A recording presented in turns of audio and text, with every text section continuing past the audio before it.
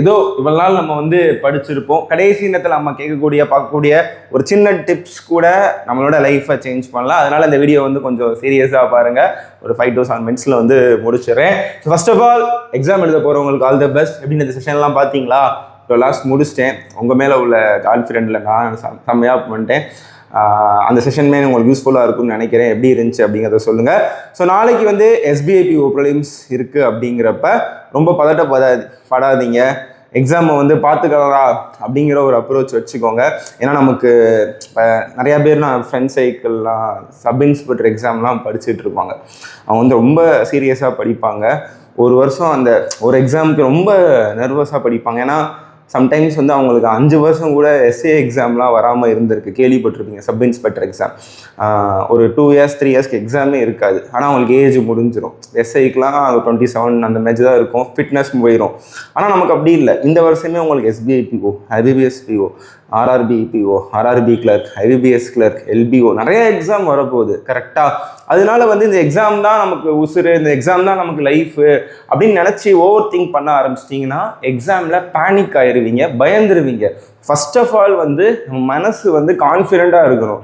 ஒரு விஷயத்தை நம்ம பண்ண போகிறோம் அப்படின்னா அந்த டேல நம்ம கான்ஃபிடென்ட்டாக இருந்தாலே பார்த்துக்கலாண்டா, அடிச்சுக்கலாண்டா அப்படின்னு நான் என்ன சொல்கிறேன்னா, அசால்ட்டு தானே இருக்கக்கூடாது. அதுக்குன்னு ரொம்ப ஓவர் திங்கிங்காக இருந்து ரொம்ப பயந்துடவும் கூடாது. மனசை ஸ்டேபிளாக நடுநிலையாக வச்சுக்கணும். அது ரொம்ப முக்கியம் எக்ஸாமுக்கு. ஓகேவா? அதே தான் சொல்ல வரேன். ஸோ அதனால் நம்ம இருக்கிறதுலே டஃபஸ்ட் எக்ஸாம் தான் SBIPO ப்ரிலிம்ஸ். அந்த எக்ஸாமை நம்ம அட்டன் பண்ணுறதே ஒரு பெரிய ஹாப்பியாக நினச்சிக்கணும். அதே ஒரு நம்ம வந்து ஒரு அடுத்த நம்ம எழுத போகிற, ஏன்னா ஒரு சில பேர் வந்து SBIPOலாம் வந்து கிளியர் பண்ண மாட்டாங்க. ஆனால் அவங்க IBPS PO கிளியர் பண்ணிடுவாங்க. கரெக்டாக? ஏன்னா எல்லாராலையும் SBIPO கிளியர் பண்ண முடியாது. ஆனால் அவங்க வந்து RRB PO கிளியர் பண்ணிடுவாங்க. கரெக்டாக? அப்படி இருக்கவங்க இருக்கிறதே டஃபஸ்ட் எக்ஸாம் நம்ம எழுத போகிறோம் அப்படிங்கிறப்ப இதை வந்து பார்த்துக்கலாண்டா. ஒன்று ஜெயிச்சிட்டோம், ஒருவேளை தோத்துட்டா அதுலேருந்து லேர்ன் பண்ணிக்கிறோம், கற்றுக்குறோம். அதை மட்டும் வந்து மைண்டில் வச்சுக்கோங்க. ஸோ எக்ஸாமை வந்து கூலாக அட்டன் பண்ணுங்கள். எதுனாலும் பார்த்துக்கலாண்டா அப்படிங்கிற மைண்ட் செட்டை வச்சுக்கோங்க. ஸோ ஃபர்ஸ்ட் ஆஃப் ஆல் வந்து ஏன்னா இருக்கிறதுலே டஃபஸ்ட் எக்ஸாம் தான் SBIPO ப்ரிலிம்ஸ். உங்களோட மைண்ட் செட் எப்படி இருக்கணும் அப்படின்னா, SBIPO ப்ரிலிம்ஸ் பொறுத்த வரைக்கும் எல்லாமே அட்டன் பண்ணணும் அப்படின்னு நினைக்கக்கூடாது. அட்டன் பண்ணுறத நச்சுன்னு அட்டன் பண்ணணும், அக்யூரஸியாக போடணும் அப்படிங்கிறத மட்டும் நினச்சிக்கோங்க. ஓகே? ஸோ இன்னொன்று சொல்கிறேன், SBIPO பொறுத்த வரைக்கும் இங்கிலீஷ் தான் ஃபஸ்ட்டு ஓப்பன் ஆகணும் இல்லை. அவங்க திடீர்னு சைக்கோ மாதிரி யோசிச்சாங்க. ஏன்னா ஃபஸ்ட்டே கூட கான்ஸ் ஓப்பன் பண்ணி விட்ருவாங்க. ஏன்னா இந்த மாதிரி வேலையை வந்து SBI பண்ணுவான். நம்ம இங்கிலீஷ் தான் ஃபஸ்ட்டு ஓப்பன் ஆகும், ரீசனிங் தான் ஓப்பன் ஆகும்னு மைண்ட்லாம் வைக்காதீங்க. எந்த செக்ஷன் ஓப்பன் ஆனாலும் பண்ணுறதுக்கான மைண்டை வச்சுக்கோங்க. ஓகேவா? ஒருவேளை எல்லாருமே பண்ணுற தப்பு என்ன அப்படின்னா, ஃபஸ்ட்டு வந்து உங்களுக்கு இங்கிலீஷ் ஓப்பன் ஆகுது, what ever days first section ஏதோ ஒரு ஓப்பன் ஆகுது அப்படின்னா அந்த செக்ஷனில் உலகமாக உழப்பிட்டீங்க, சொதப்பி தள்ளிட்டீங்க. ஒரு 5-6 கொஸ்டின் தான் நமக்கு தெரிஞ்ச மாதிரியே இருக்குது அப்படின்னு நினச்சிட்டிங்கன்னா பரவாயில்ல. அதனால என்ன, அடுத்த 2 செக்ஷன் நல்லா பண்ணுங்க. புரியுதா? எப்படி கிரிக்கெட்டில் ஃபஸ்ட்டு நம்ம ஆளுங்க பவர் பிளேயில் சொதப்புவாங்க. அது CSK என்னமோ எல்லா பவர் பிளேலேருந்து அடுத்ததான் சொதப்புவாங்க. ஒரு கிரிக்கெட் மேட்ச் அப்படின்னா நம்ம டீம் நமக்கு பிடிச்ச டீம் அப்படின்னா பவர் பிளேயில் சொதப்புன்னு சொதப்புவாங்க ஃபஸ்ட்டு 15 ஓவரில். ஆனால் பின்னாடி மிடில் ஓவர்லையும் அதுக்கப்புறம் டெத்துலையுமே நல்லா அடிச்சிருவாங்க எண்ட் ஆஃப் தி இன்னிங்ஸில். அதே மாதிரி தான் ஒருவேளை ஃபஸ்ட்டு செக்ஷன் வந்து சொதப்பிடுச்சு அப்படின்னா அடுத்த 2 செக்ஷன் நல்லா பண்ணுங்க. அந்த 20 நிமிஷம் முடியுதா அந்த செக்ஷன் அப்படியே மறந்துடுங்க. அடுத்த செக்ஷன் வரப்போ ஃப்ரெஷ்ஷாக போங்க. ஓகேவா? இதை மைண்ட் செட் வச்சுக்கோங்க. ஸோ உங்களுக்கு வந்து English 40 questions 40 marks. Reena ma'am வந்து உங்களுக்கு நிறையா கண்டென்ட் கொடுத்துருக்காங்க இந்த வருஷம். ஸோ இங்கிலீஷ்க்கு வந்து நான் மட்டும் ஸ்ட்ரிக்டாக ஃபாலோ பண்ணிக்கோங்க. சூப்பராக செஷன் கொண்டு போகிறாங்க. ஸோ இங்கிலீஷ்க்கு வந்து மேம் இந்த வீடியோ போட்டிருப்பாங்கன்னு நினைக்கிறேன். எப்பவுமே இங்கிலீஷ் பற்றி பேச மாட்டேன் பெருசாக, மேமை ஃபாலோ பண்ணிக்கோங்க.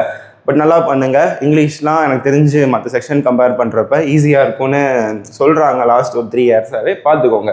ஸோ இப்போ நம்ம டாபிக் வாங்க. குவான்ஸ் வந்து 30 question 30 mark. அதுக்கப்புறம் ரீசனிங் 30 question 30 marks. ஓகே, நான் சொல்கிறேன். ஸோ ஜஸ்ட்டு ஒரு கட் ஆஃப் சினாரியோ பார்த்துக்கோங்க. 2025 OBCக்கு 65, 60, 59. ஸோ ஏன் கட் ஆஃபை நான் உங்களுக்கு ஷோன் பண்ணுறேன் அப்படின்னா, ஃபர்ஸ்ட் ஆஃப் ஆல் வந்து கட் ஆஃப் வந்து மைண்டில் வச்சுக்காதீங்க. இப்போ 17 இருந்த கட் ஆஃப் ஒரு டைம் 56ன்னு ஆயிருக்கு. திடீர்னு 45க்கு இருந்த கட் ஆஃப் 60 ஆயிருக்கு. எப்படினாலும் நடக்கலாம், எப்படினாலுமே இருக்கலாம். அந்த லெவல் ஆஃப் கொஸ்டினை வச்சு தான் நிறைய பேர் வந்து சார் கட் ஆஃப் சொல்லுங்கள் அப்படின்னு கேட்குறாங்க. முடிஞ்சால் எல்லா சேனல்லையும் கட் ஆஃப் வீடியோ கூட போடுவோம், நாங்களே போடுவோம்னு வச்சுக்கோங்களேன். அதெல்லாம் பற்றி பெருசாக யோசிக்காதீங்க. ஏன்னா நிறைய பேருக்கு ஒரு கெட்ட பழக்கம் இருக்குது. ஃபஸ்ட் லாட் முடிஞ்சோடனே எங்களோட வேலை எப்படின்னு, உங்களோட வேலை வந்து எக்ஸாம் படிக்கணும், எழுதணும் அப்படிங்கிற மாதிரி. எங்களோட வேலை ஒரு யூடியூப் சேனலில் வந்து நாங்கள் கட் ஆஃப் போடணும், அனலைசிஸ் போடுறது எங்களோட வேலை. நிறைய பேர் வந்து ஃபஸ்ட் லாட்டு போகிறவங்க செகண்ட் ஸ்லாட்டு போகிறப்பயே ஐயோ கட் ஆஃப் வீடியோ பார்த்துட்டு போவோம்லாம் நான் பார்த்துருக்கேன் சென்டரில். அந்த மாதிரி கேனத்தனமாக பண்ணாதீங்க. அடுத்த ஸ்லாட்டுக்கு எக்ஸாம் போகிற ஃபஸ்ட்டு ஸ்லாட்டோட கட் ஆஃபை கேட்டுட்டு தான் போகணுமா? அடுத்து நீ போய் எழுதிட்டு வா, முடிச்சதுக்கப்புறம் கேளு. சாயங்காலம் நைட்டு உட்காந்து எக்ஸாம்லாம் முடிச்சுட்டு கேளு. இப்போ அடுத்த நாள் போகிறீங்க, சண்டே போகிறீங்கன்னா சனிக்கிழமை உட்காந்து எப்படி இருந்துச்சு எதா இருந்துச்சுன்னு சொல்லி யோசிக்காத. உன் மேலே நம்பிக்கை வச்சு பாரு, என்னமோ இருந்துட்டு போகுது. உன் ஸ்லாட் ஈஸியாக இருக்கும்ல, நார்மலைசேஷன்லாம் இருக்குல்ல. டஃப்பாக இருந்தால் உங்களுக்கு வந்து நார்மலைசேஷன்லாம் பண்ணி ஸ்கோரை வந்து பூஸ்ட் பண்ணுறதுக்கும் சான்ஸ் இருக்குது. உங்களுக்கு தெரியும்னு நினைக்கிறேன். ஃப்ரெஷர்ஸ்க்கெலாம் சொல்கிறேன், ஒருவேளை நீங்கள் ஒரு 50 கொஸ்டின் தான் போடுறீங்க, அக்யூரஸியாக போடுறீங்க, உங்கள் ஸ்லாட் வந்து இருக்கிறதுலே டஃப் அப்படின்னா உங்கள் ஸ்கோர் 55 வரதுக்கு கூட சான்ஸ் இருக்குது. ஓகேவா? ஸோ அதனால் உங்கள் ஸ்லாட் கஷ்டம் அப்படின்னா அதுக்கேற்ற மாதிரி அக்யூரஸியாக அப்படிங்கிற மாதிரி மட்டும் போட்டுட்டு வாங்க.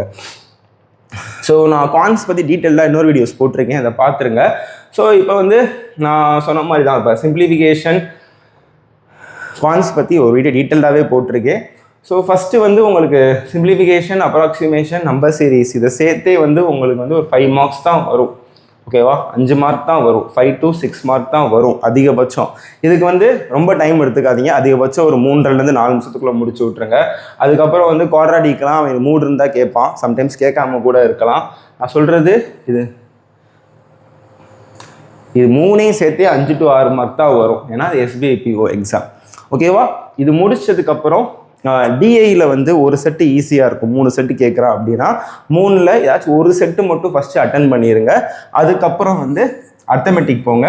திரும்பியும் சொல்கிறேன், அர்த்தமெட்டிக்கில் வந்து ஒரு 10 கொஸ்டின்ஸ் வருது ஆவரேஜாக, உங்களுக்கு 10 கொஸ்டின் கேட்கறதுக்கான சான்ஸ் இருக்குன்னா அதில் ஒரு 4 to 5 கொஸ்டின்ஸ் அட்டம் பண்ணாலே பெரிய விஷயம். ஓகேவா? நீங்கள் ரொம்பலாம் திங்க் பண்ண வேணாம். ஜஸ்ட்டு ஒரு 4 to 5 question, first question, second question, third question பார்க்குறீங்க, ஃபஸ்ட்டு 3 கொஸ்டினுமே தெரில, ஐயோ பயந்துடாதீங்க. அடுத்து இருக்கக்கூடிய 4வது கொஸ்டினோ 6வது கொஸ்டினோ 8வது கொஸ்டினோ 9th 10th நறுக்குன்னு ஒரு 5 சம் போட்டுவாங்க. அது முடிச்சதுக்கப்புறம் மிச்சம் 2 செட்டு டிஐ கேஸ்லெட் இருந்துச்சுன்னா அதில் ஏதாச்சும் ஒன்று போட்டுடுவாங்க. ஓகேவா? ஸோ எக்ஸாம்ஸ் பொறுத்த வரைக்கும், SBIPO பொறுத்த வரைக்கும் எவ்வளோ அட்டன் பண்ணுறோன்னு முக்கியம் இல்லை,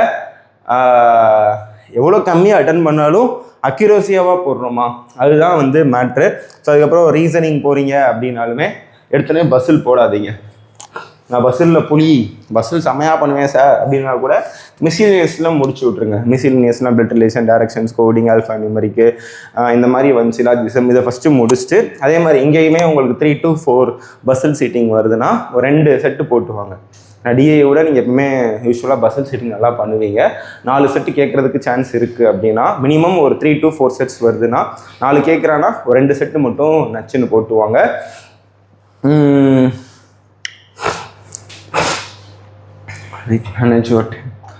அதான் டைம் மேனேஜ்மெண்ட் வந்து ரொம்ப ரொம்ப முக்கியம். உதாரணத்துக்கு பாயிண்ட்ஸில் ராங் நம்பர் பார்க்குறீங்க, அதையே உட்காந்து ஒரு ஃபஸ்ட்டு பேட்டர்ன் யோசிக்கிறீங்க, ஸ்ட்ரைக் ஆகலை அப்படின்னா அதையே உட்காந்து கடைசி வரைக்கும் யோசிக்கக்கூடாது. பார்க்குறீங்க, ஒரு பஸ்ஸில் பார்க்குறீங்க, உங்களுக்கு பார்த்தாலே தெரியும் ப்ரெடிக்ட் பண்ண முடியுமோ இது ஈஸியாக கஷ்டமா அப்படின்னு நீங்களே வந்து திங்க் பண்ணிடுவீங்க. இதை அட்டன் பண்ணலாமா வேணாமா அப்படின்னு அதை நீங்கள் தான் வந்து சூஸ் பண்ணணும். செலெக்ஷன் ஆஃப் கொஸ்டின் ரொம்ப ரொம்ப முக்கியம்.